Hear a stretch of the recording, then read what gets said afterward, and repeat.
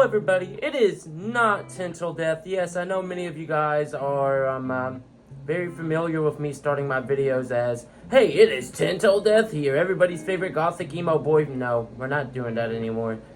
I would rather, be called Flint, so I guess from here on out we're gonna just say, hello everybody, it is Flint. Anyways, you have read that title right, and I know some of you guys reading that title are probably going to lose your minds. Flint, are you a fucking Republican? Flint, are you fucking sexist? Flint, are you an incel? Y'all, it's just the title, everybody calm down. Anyways, today's video topic is why we need men. Now, many of you guys are very familiar with how political America as a country become. Unfortunately, in America, there seems to be tension between Gen Z guys and Gen Z females.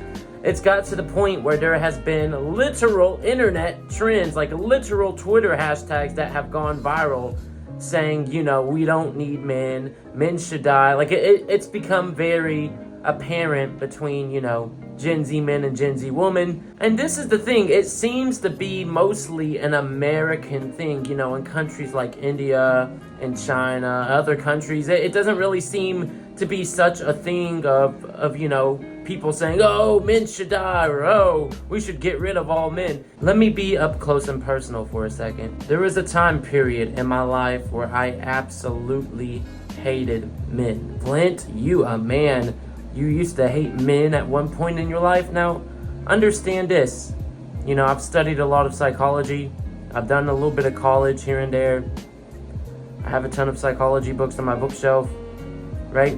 So I understand why a lot of Gen Z females have grown this deep, attached, rooted hatred towards men, and it only seems like it's getting worse, right? From what I've noticed, it tends to go back to fatherlessness. Most of the time it goes back to fatherlessness. It's not like that for all cases though. And now some people will use the argument, well, if they had a father in their life, they would respect men. But it's not like that. It's not like that. There's a lot of young women and men too in this country that grow up without fathers. And when they grow up without fathers, a lot of times mentally it makes them feel rejected. It makes them feel like they're the reason why they didn't have a father growing up. And a lot of times they place the blame on themselves for why their father wasn't present in their life. So it makes that person feel even worse about themselves. And especially if they're a female, they're really feeling shit about themselves to the point where they might develop some animosity towards males or towards men. And there's people that did grow up with fathers and they had really good fathers and they were raised pretty well. And then you also had people that did have fathers in their life where, and I've seen this with a lot of women, they had fathers in their life, but some of their fathers are very shitty and abusive, and it really just made them hate men in general. And I think that's understandable. You're hating an entire sex because of your own trauma issues, because of your own fatherlessness issues. You're telling me you could look at a young 4-year-old boy and straight up say, yeah, I want this guy to die just because he's a male, just because you experienced fatherlessness issues or an abusive father figure in your life at a young age? No, that's horrible, and that makes you evil as hell. Like, that's really not cool. It's not just females. It's like I said, there's Gen Z guys that are like that too. I used to be one of those guys because my father figure wasn't there in my life. But I had several stepdads.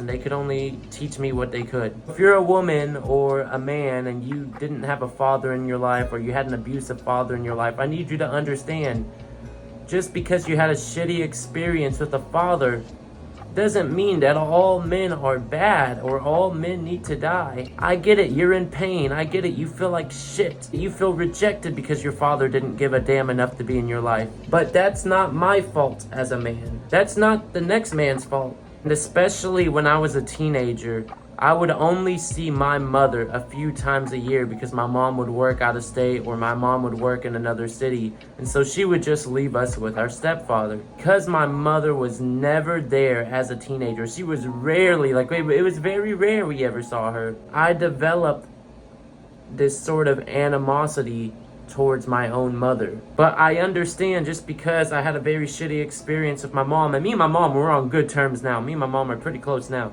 But I understand, just because I had that shitty experience doesn't mean that all females need to die. It doesn't mean that we need to just wipe women off the earth. No, that's just no. And it's the same thing with men. We have a lot of men that do a lot of shitty things. We have a lot of women that do a lot of shitty things. But we shouldn't get rid of an entire sex because of, whatever horrible crap someone done or whatever horrible crap you went through in your life. This is not a video that's meant to offend a woman. I've had a lot of females that have taught me very great, valuable lessons in my life. But it's because of men why I was able to grow up a bit in this adult world and be able to prosper in my adult life so far. My birth father wasn't there at all. I had stepdads over my life, but most of my stepdads didn't give a damn enough to, pay attention to us. My last stepdad actually gave a damn, but he was only in my life for a few years, so he couldn't teach me much. When I entered into adulthood after high school, I didn't have no concept or no guidance or no path to follow. I didn't know what makes a hard worker. I didn't know really how to repair cars. I didn't know where to go, if I ran into problems. What boggled my mind is I would see all these men around me. It's like they always had the answers for everything. They knew how to survive in rough times. And I'm not saying women can't do that too. They knew how to troubleshoot cars and knew how to work on small engines. They knew where to find a good deal on a vehicle. They knew all of these different things, all of these different answers that made their own lives easier. And I was just sitting here after high school looking for guidance, looking for something. Then the last few years of my life happened. I've met a lot of wonderful, great men that I've got to work with, or great men that I've got to be around. And they've taught me many valuable lessons, many valuable skills. This is something, and I know it's gonna sound sexist, but if you're a guy, you know exactly what I'm talking about. There's a sense of brotherhood that you can only understand if you're a guy. TV shows, video games, they can try to imitate this sense of brotherhood, but unless you are around another man, then only you know what that sense of brotherhood is. And us as guys, we help out each other a lot. We're willing to just, tough shit out. This one man I worked with, he was like a father to me because we could talk about anything and nobody would get upset. He mentored me. When I would be working in stressful situations, he would step in, he would monitor me, and then help out if needed, and then let me take care of the rest. And because I had this man present that was willing to mentor me, it grew and expanded my confidence as an individual. And before I thought that I mentally felt strong. To tackle anything. But it was like when I met this man and he gave me that sort of fathership or fatherhood that I was looking for all these years. It was like suddenly my confidence just started blooming, where I felt like I could tackle any adversary. I felt like I could take on anything. From watching how he would lead me, how he would mentor me, it helped me understand, especially through the stressful situations that he would help me through.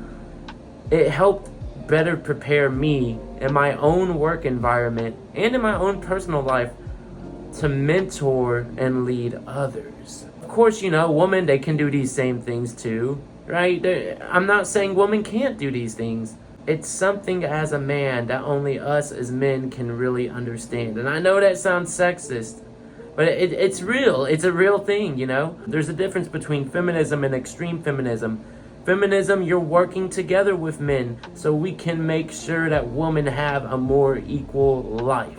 Extreme feminism, they don't give a fuck about men. They want men to die. These people that believe that all men should die, those aren't feminists. Those are just extreme feminists. There's a reason why you have all these Gen Z men right now in an ongoing gender war, questioning themselves. Of course, you have a lot of Gen Z men that were raised for a time period that no longer exists. But we need men, because we need men. Right now, at this time period, we need men to help lead and help mentor these Gen Z men. Gen Z men are lost as hell, and they are looking for mentorship. We as men need to be better leaders for these Gen Z men so we can get them on the right track. When Gen Alpha grows up, Gen Alpha is going to look towards Gen Z men to raise them. But when you have a whole generation of men that haven't been properly raised, then they're only just going to raise the next generation even worse. Until next time, this has been Flint. Peace.